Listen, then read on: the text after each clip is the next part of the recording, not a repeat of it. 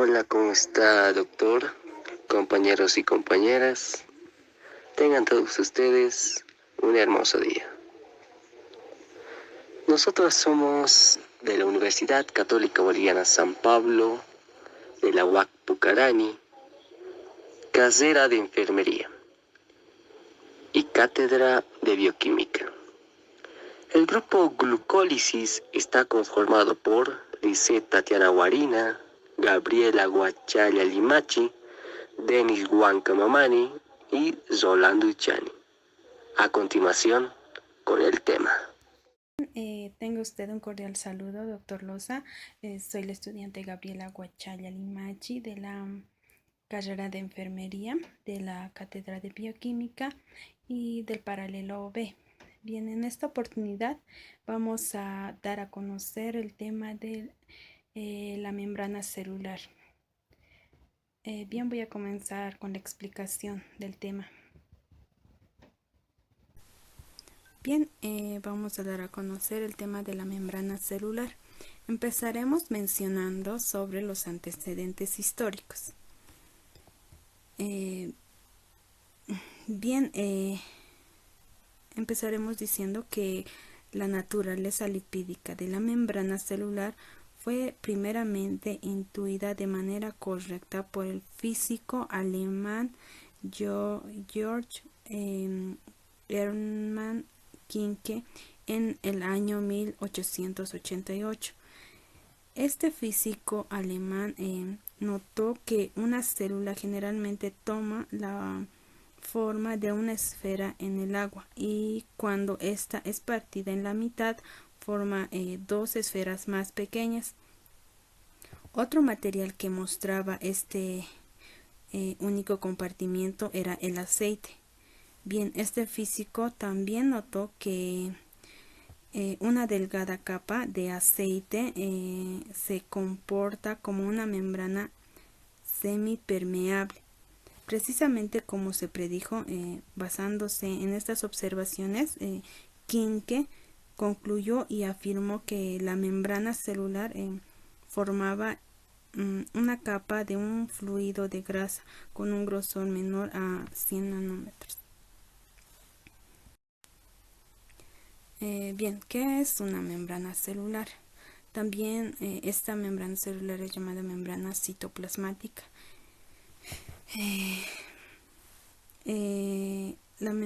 Esta se encuentra en las células y separa su interior del medio exterior que las rodea.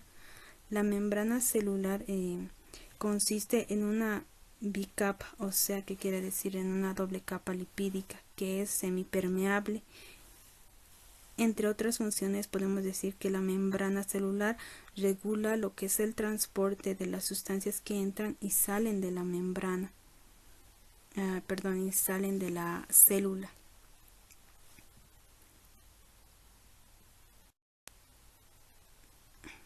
Bien, ahora veremos su composición y su estructura de la membrana celular.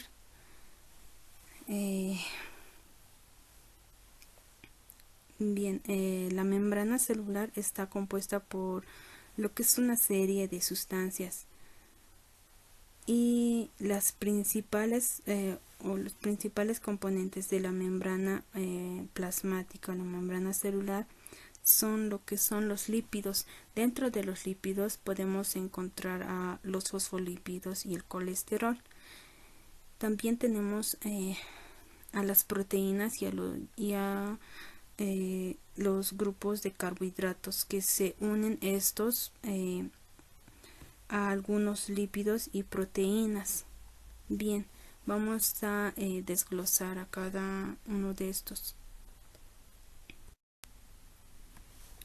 Bien, como podemos ver en la primera sección tenemos a los fosfolípidos. Los fosfolípidos están dispuestos en una bicapa, conforman lo que es la estructura básica de la membrana plasmática. Estos son adecuados para esta función porque son anfipáticos, es decir, que tienen regiones hidrofílicas e hidrofóbicas. Como podemos ver acá en su composición, el lípido está compuesto de lo que es glicerol, 2 colas de ácidos grasos y una cabeza como con un grupo de fosfato. Las membranas biológicas usualmente tienen 2 capas de fosfolípidos con sus colas hacia adentro, un arreglo llamado bicapa de fosfolípidos. Bien, como podemos ver, la cabeza está compuesto por la región hidrofílica y las colas son hidrofóbicas. También podemos ver que está compuesto por un grupo de fosfato y un grupo de glicerol. Bien, vámonos a lo que es el colesterol. El colesterol podemos ver que es otro lípido, el cual está compuesto de 4 anillos de carbono fusionados y se encuentran junto a los fosfolípidos en el interior de la membrana. Bien, como podemos ver en la imagen, podemos ver la composición del colesterol o dónde se encuentra el colesterol. Las proteínas. Las proteínas son el segundo componente principal de la membrana plasmática. En estas podemos decir que existen 2 categorías importantes de proteínas de membrana, que son las proteínas integrales y las proteínas periféricas. Estas proteínas también pueden extenderse parcialmente dentro de la membrana plasmática, atravesarlas por completo o estar unidas a su cara externa o interna. Bien, como ya mencionamos, estas proteínas están compuestas por las proteínas integrales y las proteínas periféricas. Las proteínas integrales de la membrana bien, están, como su nombre lo indica, integradas a la membrana.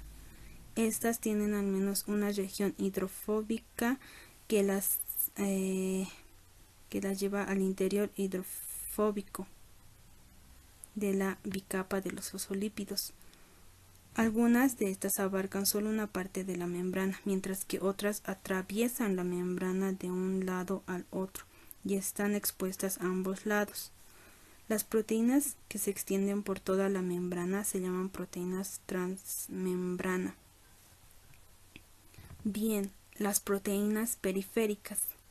Las proteínas periféricas de la membrana se encuentran en la superficie exterior o inferior de las membranas y están unidas a las proteínas integrales o a los fosfolípidos. Bien, a diferencia de las proteínas integrales de la membrana, las proteínas periféricas no se extienden hacia el interior hidrofóbico de la membrana y su unión es menos estrecha. Los carbohidratos. Los carbohidratos son el tercer componente principal de las membranas plasmáticas. En general, podemos decir que estos carbohidratos se encuentran en la superficie exterior de las células y están unidas a proteínas para que así estas puedan formar lo que son las glicoproteínas o lípidos, o a lípidos formando lo que es los glicolípidos. Estas cadenas de carbohidratos pueden tener de 2 a 60 unidades de monosacáridos y pueden ser rectas o ramificadas. También podemos decir que estos carbohidratos ayudan a mantener unidas las células. Bien, en un conjunto con las proteínas de membrana, estos carbohidratos forman lo que son marcadores celulares distintivos, algo semejante a credenciales de identificación moleculares. Esto les permite a las células reconocerse entre ellas. Estos marcadores también son muy importantes para el sistema inmunitario, ya que permiten a las células inmunitarias diferenciar entre las células propias del cuerpo a las que no deben atacar y a las células o tejidos extraños a los que sí deben atacar. Bien, las membranas biológicas comparten ciertas propiedades fundamentales. Bien, la composición química de las membranas hace que posean unas propiedades esenciales para las funciones que desempeñan en la célula. Podemos agrupar dichas propiedades en 5, como ser la semipermeabilidad, la asimetría, la fluidez, la reparación y la renovación de las mismas de la membrana. Bien, en cuanto a su semipermeabilidad, podemos decir que esta propiedad es consecuencia del ambiente hidrófobo interno de la membrana, creado por las cadenas de ácidos grasos de los lípidos, difícil de cruzar de las moléculas con carga eléctrica neta. Esto permite a las membranas crear compartimentos intracelulares o mantener separados el medio intracelular del extracelular. En cuanto a la fluidez, es la capacidad de una molécula que forma parte de una membrana para desplazarse por ella. Las membranas son fluidas, prácticamente son láminas de grasa donde las moléculas se encuentran en un estado de líquido viscoso. Bien, va a continuar mi compañero con la explicación del tema.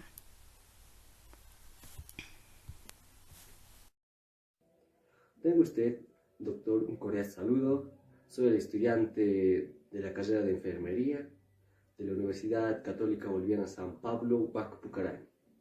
Mi nombre es Rolando Uchani y hoy les daré a conocer sobre los elementos básicos estructurales de la membrana y la bicapa lipídica, también sobre los tipos de proteínas de la membrana celular y por último sobre el lisosoma, su estructura, su función y cómo funciona. Todo eso les daré a conocer. Muy bien, la membrana celular, esto es un corte de la membrana celular. Es el recubrimiento superficial de la célula. Para obtener, ¿ya? Y para entender mejor, de manera muy mejor, les mostraré esta imagen, ¿sí? Del corte de la membrana celular. Aquí podemos observar que dentro de sus características se trata de una estructura elástica, fina y flexible. Tiene un grosor de apenas 7.5 hasta 10 nanómetros.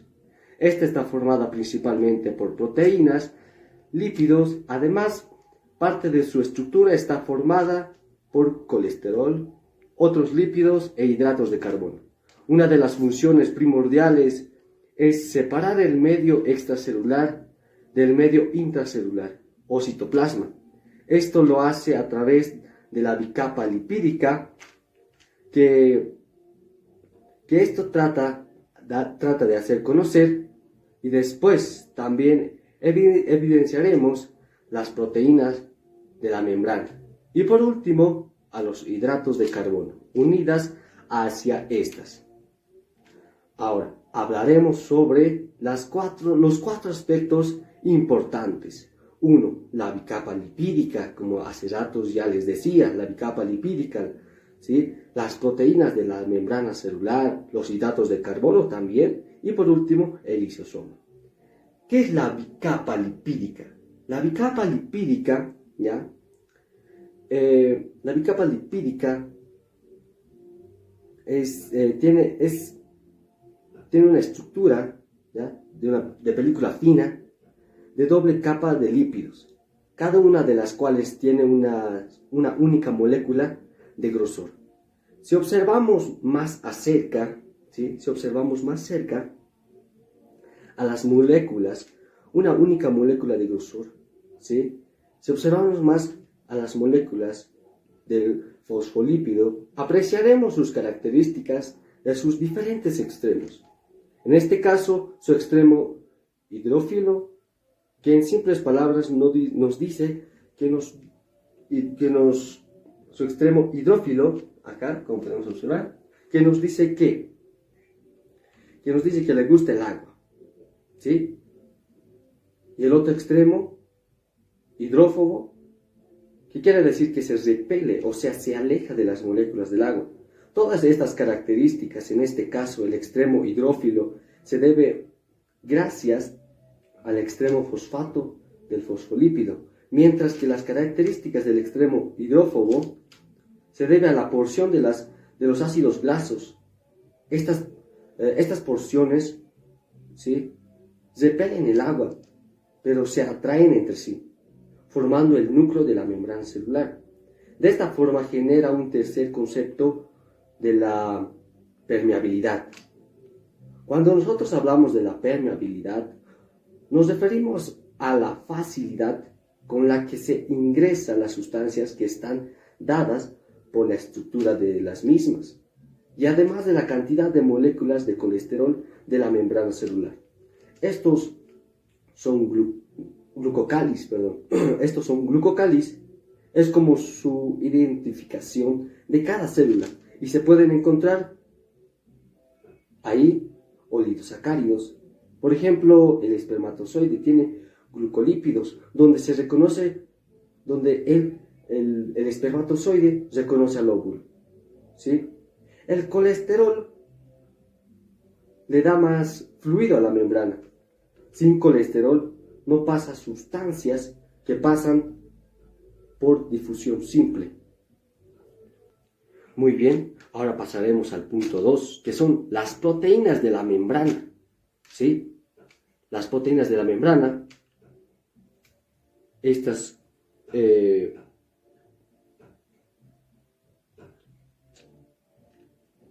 ¿sabían que la membrana celular puede estar compuesta desde un 75% de proteínas?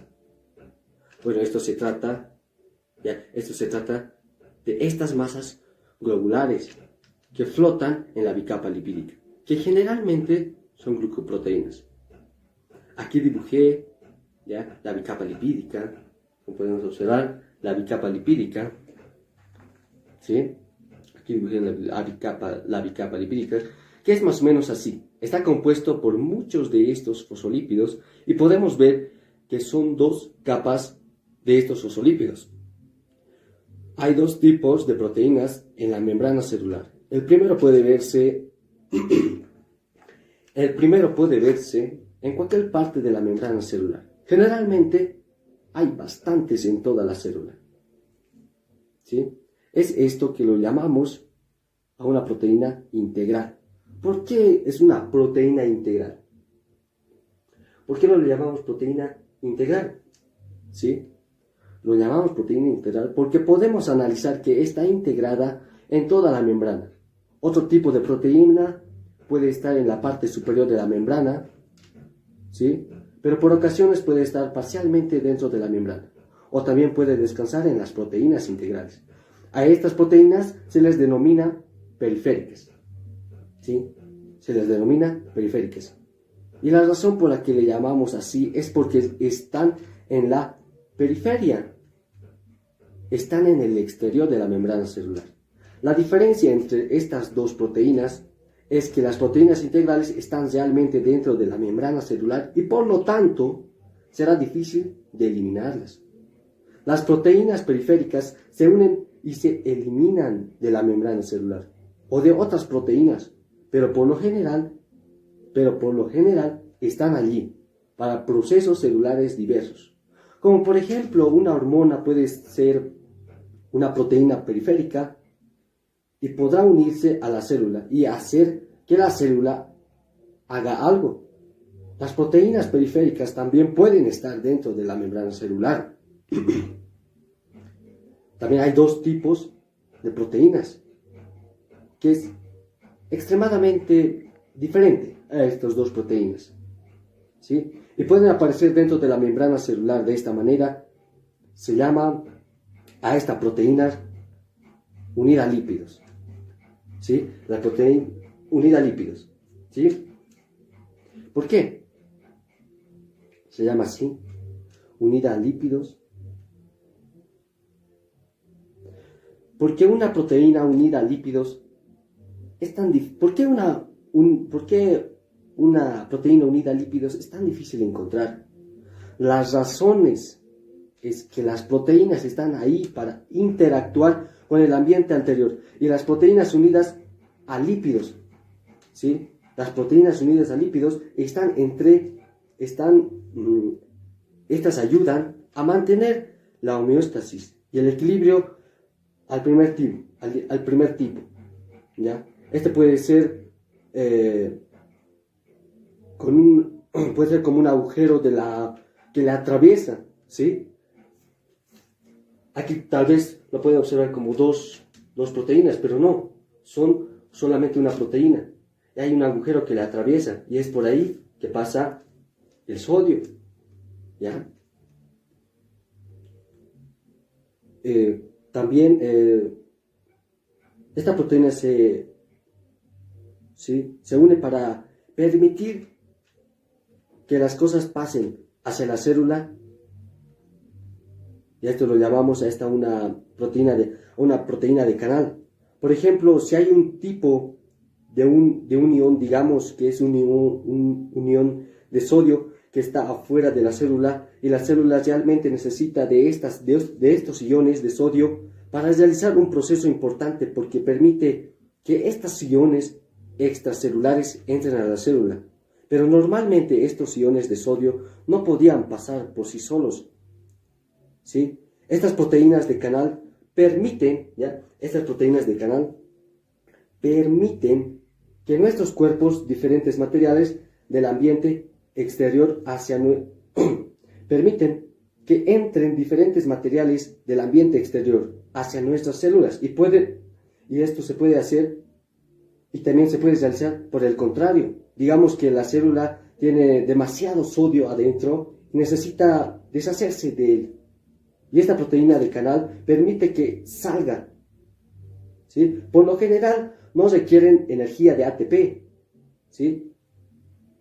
Estos van con la gradiente de concentración, así que el sodio pasará de donde hay mucho, ¿sí? De donde hay mucho hacia donde hay poco.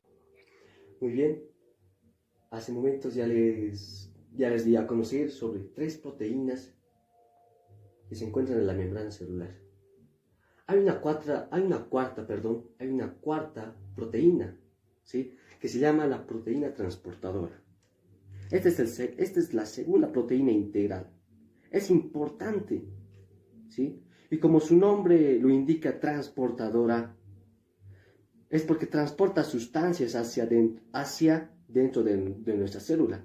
Entonces, si hay una molécula de esta afuera de la célula, y la célula realmente necesita esta molécula, lo que hará la proteína transportadora es proteger esta sustancia para que puedan ingresar hacia la célula, ¿sí? De manera que también esto puede hacer lo opuesto, ¿sí? Opuesto, ¿por qué? Porque esto puede tomar algo de la célula, ¿sí? Y lo puede llevar hacia afuera.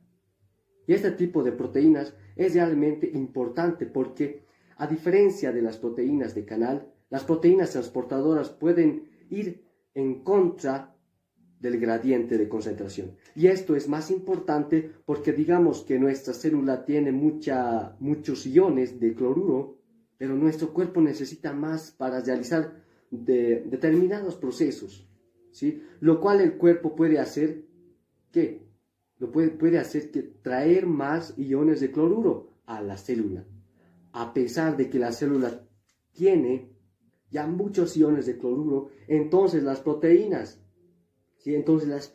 transportadoras a veces pueden usar energía del ATP. Sin embargo, hay un tipo de proteína que puede existir en cualquiera de estos lugares que he dibujado aquí. Es la que llamamos una glicoproteína, ¿sí? Es una glicoproteína. ¿Por qué? Es una glicoproteína. Esta es como una cadena de azúcares, ¿sí?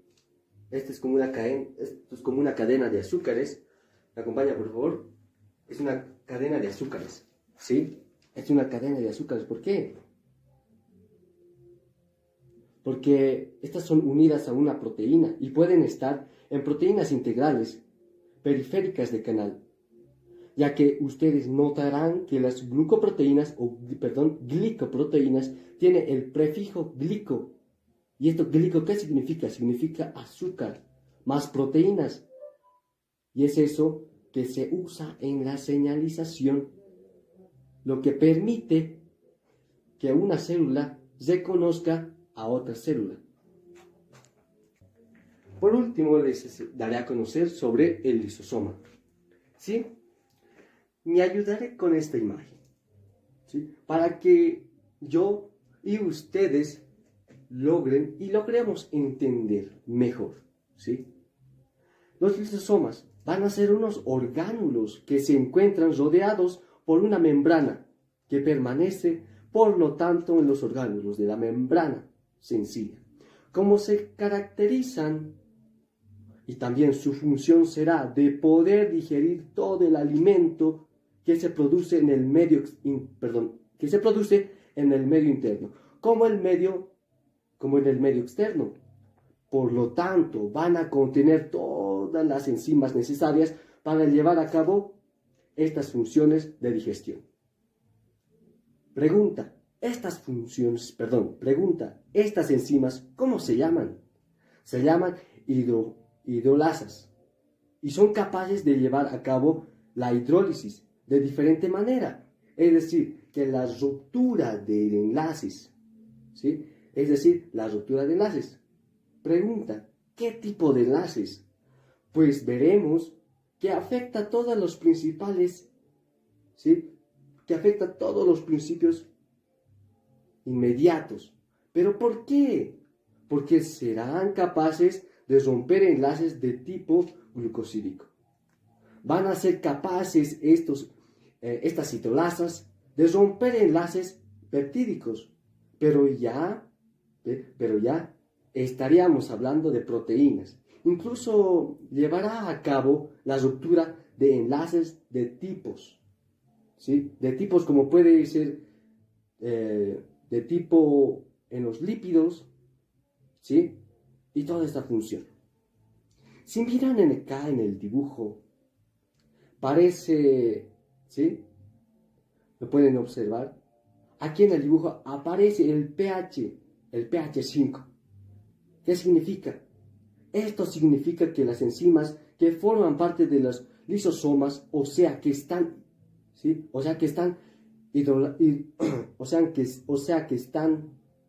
hidrolasas, solo van a ser capaces de actuar en un medio donde el pH sea 5. ¿Esto qué significa? Que va a ser necesario que entren proteínas del exterior hacia el interior del lisosoma. Para poder mantener esas condiciones del pH, eso significa que tiene que haber proteínas transportadoras. Como lo pueden ver en el dibujo, en la parte interior, son los que van a permitir, ¿sí? Son los que van a permitir poder bombear las proteínas para poder mantener ese pH en número 5. ¿Sí? Pero es necesario para llevar a cabo la hidrolización de enlaces que veíamos anteriormente. ¿Sí? ¿Cómo lo ven ustedes aquí? Es una bomba transportadora dependiente del ATP, adenosintrifosfato, como lo ven en el dibujo. Su función es la de mantener el pH óptimo para que las hidrolasas puedan actuar, pero el hecho de que exista este pH, que las enzimas lisosómicas requieran un pH ácido para poder actuar, pero si lo miran bien, ya esta será incompatible con la célula. Por lo tanto, lo ven a esa membrana que esté en pH, pero que rodea el contenido del lisosoma. Es lo que van a permitir proteger, ¿sí? Porque el citoplasma necesita un pH próximo a la neutralización. Y como podemos observar, acá es un pH, ¿sí? Un pH del número 7. Este pH existiera lógica, ¿sí? Puede existir por ende, ¿sí? Y este pH impediría la acción de los hidrolasas. Por lo tanto, la función que tiene esa membrana, ¿sí? Puede dañar a la célula. Pero ven aquí, acá en el pH número 5, que en el interior, ¿sí? El pH número 5, que en el interior, ahí, pero ven aquí en el pH número 5, se consigue a través de esas proteínas. A través de las proteínas transportadoras, que son el pH dependientes, es decir, que van a permitir el uso de protones, ¿sí? Con el consumo energético dependientes del adenosintrifosfato. Pregunta, ¿cómo se clasifican los lisosomas? Hay dos tipos de lisosomas primarios y lisosomas secundarios. Los lisosomas primarios es cuando las hidrolasas en su interior van a formar acción del retículo endoplasmático y por la acción del complejo de Golgi, ¿sí? Pero mientras los lisosomas secundarios aparecen como consecuencia de la función de los lisosomas primarios, que contienen vacuolas, que van a contener los materiales que tienen que ser digeridos.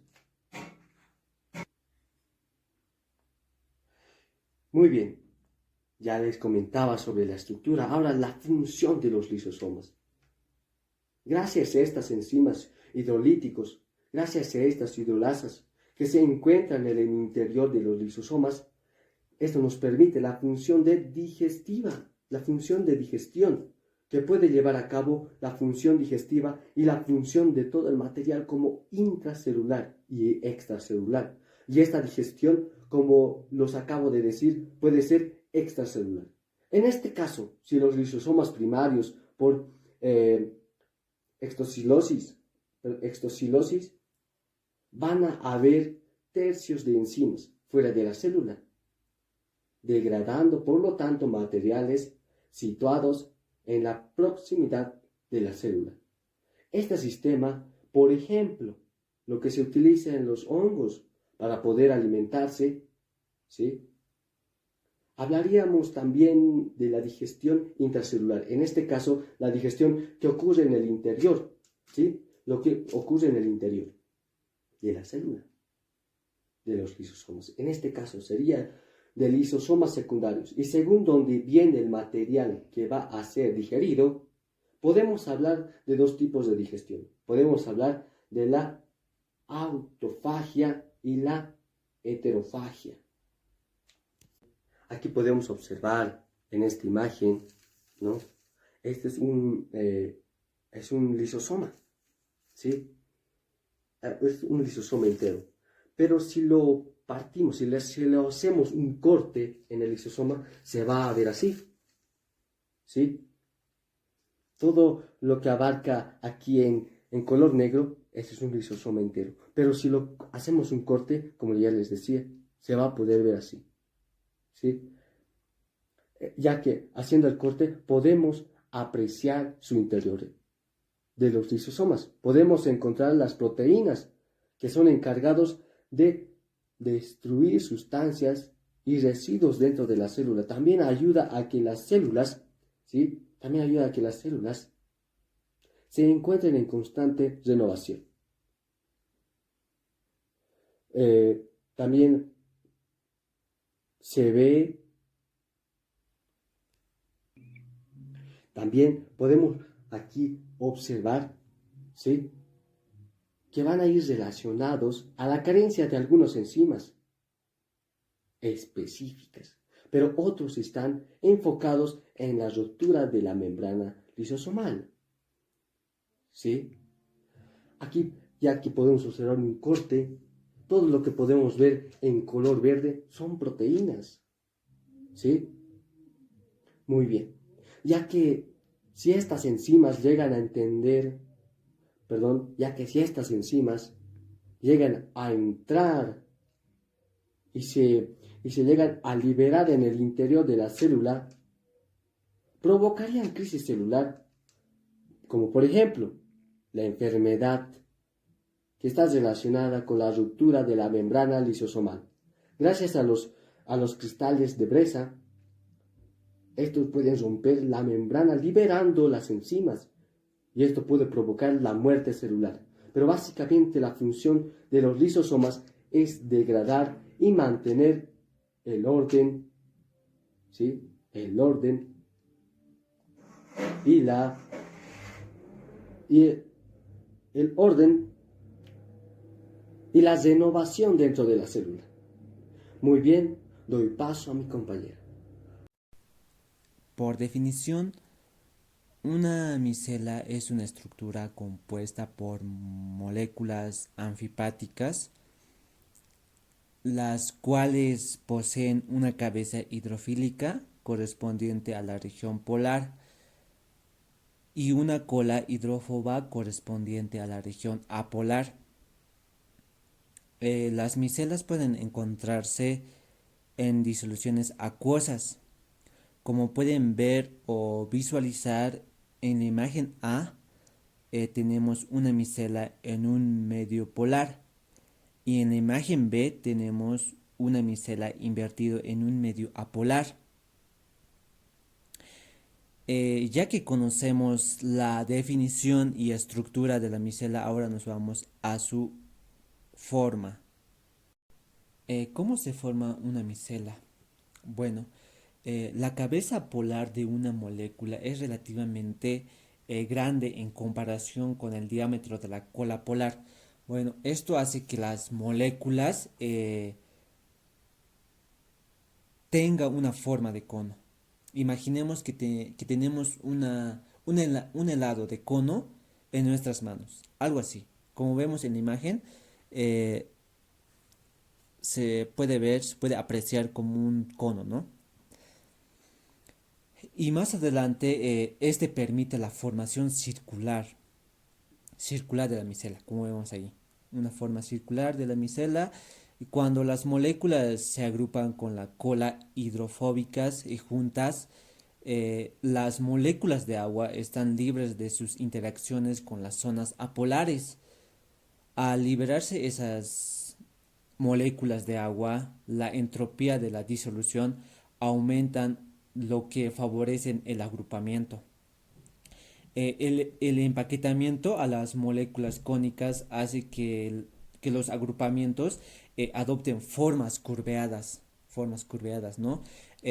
Si el empaquetamiento se extiende en 3 dimensiones, va a formar o formará una especie de estructura esférica cerrada. Como vemos ahí, una esférica cerrada. Se va a cerrar como un balón, ¿no? Como un balón de fútbol, de básquet, etcétera, ¿no? Y demás, ¿no? Bueno, y va a ser esta, siendo que la forma adaptada por la micela. En esa forma esférica cerrada se va a adaptar la micela. Una vez que la micela está estructurada, puede contener de 50 a 100 moléculas y un diámetro de 3 a 5 milímetros, ¿no? En cuanto a las cabezas polares, forman una capa exterior en el contacto con el agua, mientras que las cadenas apolares se pliegan en el interior, interaccionando entre ellas con las que liberan varias moléculas de agua. Es fascinante ver que estructuras tan pequeñas tienen funciones muy importantes. En caso de las micelas, estas son fundamentales para la absorción intestinal de grasa, al igual también al que el transporte del colesterol, ¿no? Tienen la capacidad de solubilizar compuestos que normalmente no son solubles en agua, o sea, no son normalmente solubles en agua. Gracias a estas capacidades son explotadas farmacológicamente para el transporte de medicamentos apolares. De igual forma, estas están en muchos productos dermatológicos y cosméticos debido a su capacidad de solubilizar y atraer grasas, suciedades y entre otras. Y también son utilizadas en industrias también, ¿no? En detergentes, en jabones, en geles y demás. Debido que pueden deteriorarse para adquirir estas consistencias por medio de productos químicos. Bueno, también voy a continuar con movimientos de los lípidos de los bicampos lipídicos. Estas pueden realizar los lípidos que son de rotación. Es como girar a la molécula en torno a su eje. También es frecuente y responsable en otros movimientos como el flip-flop, que es un movimiento de la molécula lipídica, también de una monocapa a la otra, y gracias a unas enzimas llamadas fliposas. También voy a hablar sobre lo que es la teoría del mosaico fluido de las membranas celulares. Bueno, es como un tapiz de varios tipos de moléculas, como los fosfolípidos, colesteroles y proteínas, que están en constante movimiento. También ayuda a que la membrana celular mantenga su papel de barrera entre un ambiente interior y el exterior de la célula.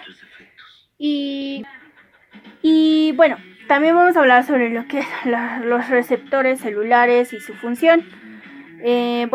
Los receptores tienen dos funciones generales, que son reconocer al ligando y propagar el mensaje o señal deseada. Por lo tanto, los receptores tendrán dos sitios, uno que es el sitio de unión al ligando y otro que será sitio efector que desencadena las señales al interior de la célula. Gracias por su atención, eso es todo. Muchas gracias.